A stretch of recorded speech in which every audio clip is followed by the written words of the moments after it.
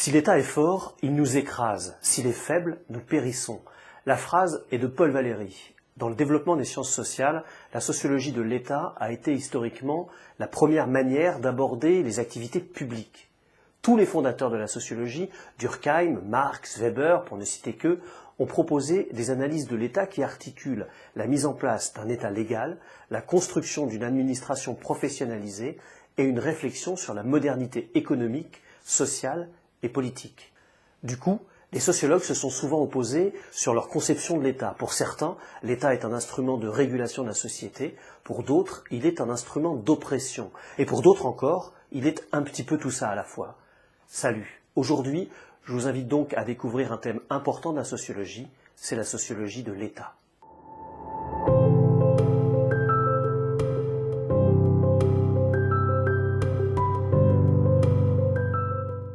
Pour Bertrand Badi et Pierre Birnbaum, l'État est une réalité historiquement datée et géographiquement située. Et c'est vrai, c'est en Occident que la conception moderne de l'État prend naissance, et puis elle prend des formes plus ou moins centralisées en fonction des transformations économiques et culturelles qui interviennent pendant le Moyen Âge.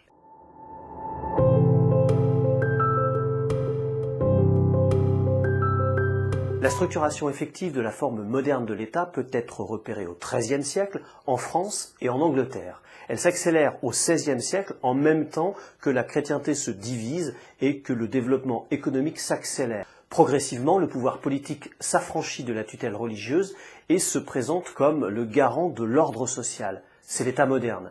Et il se distingue des organisations qui l'ont précédé sur 3 points.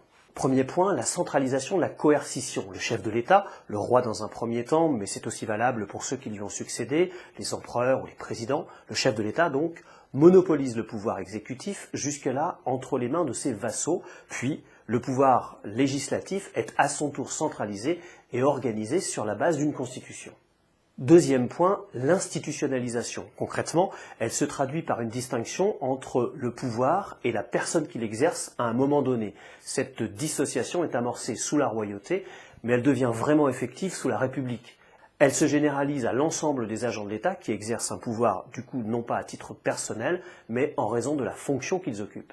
Troisième point, la spécialisation des acteurs. Dans un premier temps, des professionnels de la politique apparaissent, leur activité consiste à exercer un pouvoir. Ensuite, l'État recrute de façon durable des agents pour exercer une fonction sur la base d'une compétence reconnue. C'est la naissance de l'administration.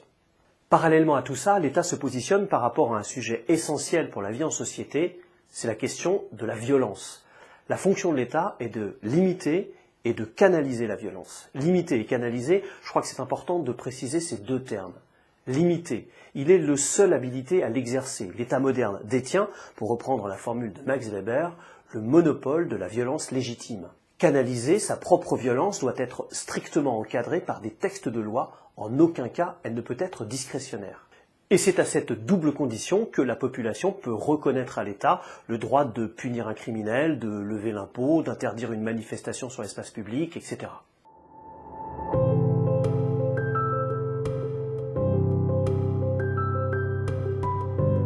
Les rapports entre l'individu et l'État ont largement été traités par les sciences sociales et politiques. Est-ce que l'État est un instrument d'oppression, de libération, de sécurisation? À quelles conditions les individus acceptent-ils d'être gouvernés par un État? Pour Tocqueville, comme pour les libéraux, l'État est nécessaire, mais il risque d'être un moyen d'oppression des individus.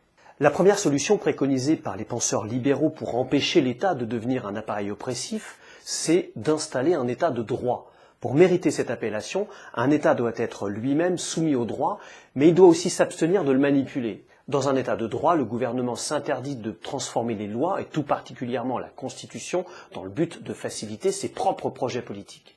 C'est à cette condition que les individus peuvent être protégés de l'arbitraire étatique. Dans sa forme la plus achevée, cette conception de l'État est non seulement soumise au droit national, mais aussi au droit international qui reste beaucoup plus difficile à manipuler que le premier. La deuxième solution, c'est de favoriser la participation des citoyens aux affaires publiques. Persuadé que le lien politique est le ciment de la société, Tocqueville est un grand partisan de cette mesure.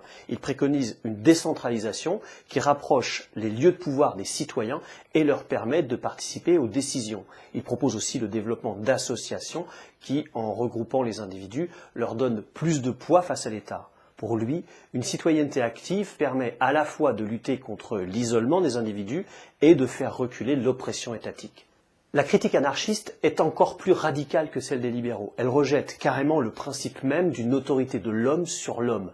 Pour Joseph Proudhon, l'État, en concentrant le pouvoir politique, infantilise les individus et restreint leur capacité créatrice. Loin de limiter la violence dans l'espace social, l'État matérialise la violence exercée par la société sur les individus. Pour Proudhon, l'anarchie, c'est l'ordre. L'État, le capitalisme et la religion sont créateurs de désordre parce qu'ils partent d'un point de vue particulier. Pour l'État, il s'agit du point de vue des gouvernants. Ils oublient les points de vue des autres parties prenantes de la société.